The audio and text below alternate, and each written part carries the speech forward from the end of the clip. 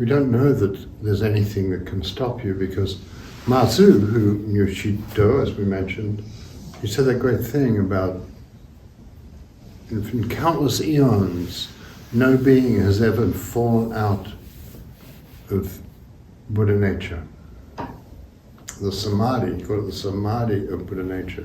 So right now, what's your state of mind? Like, just notice your state of mind. And that's the samadhi of your Buddha nature right now. So when you're trying to get samadhi so your mind can get still and you lose all your thoughts, and I don't know, I might not get enlightened, but at least I lost my thoughts. Those kind of, that's the greed thing, I think, or maybe it's the achievement thing. Then when you're that, your samadhi is the samadhi of wanting, and that's all right. There's nothing wrong with that either. But at some stage, you'll notice that the thing that I think stops me, I don't know.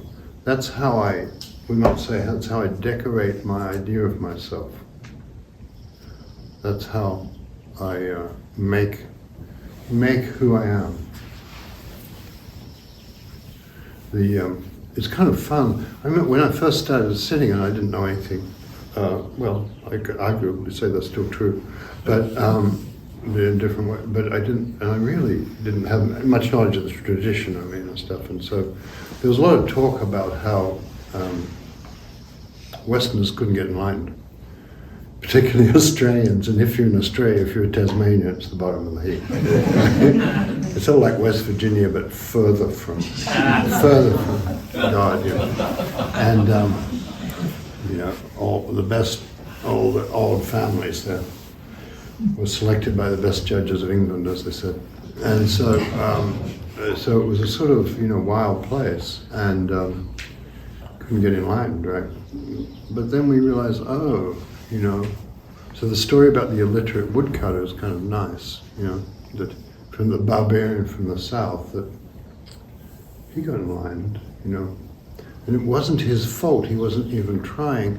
He's cutting wood, someone's working hard, but there's a kind of samadhi of carrying wood, helping his old mum, and somebody says something from the Diamond Sutra.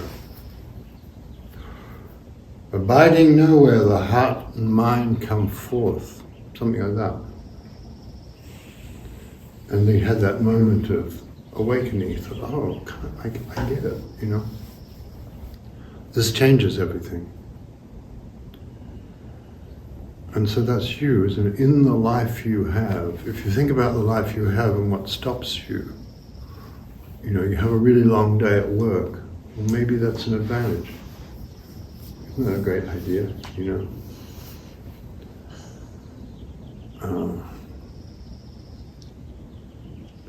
You did these terrible things in the past. That might help. So you could soon in the meditation. That's why there's no shame or no humiliation belongs to Zazen.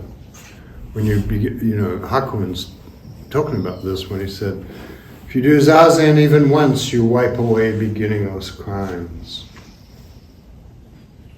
It's kind of nice, And one of my friends who's a translator and sort of very learned person, studied everything and said, well, obviously that's bullshit. And I said, actually, that's the thing that's true. Yeah, that's the thing that's true.